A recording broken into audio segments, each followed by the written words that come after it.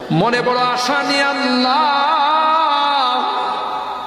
তোমার শাহী দরবারে ভিক্ষুকের মতো হাত বাড়াইলাম।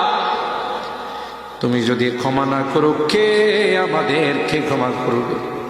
কে আমাদের মাফ করবে?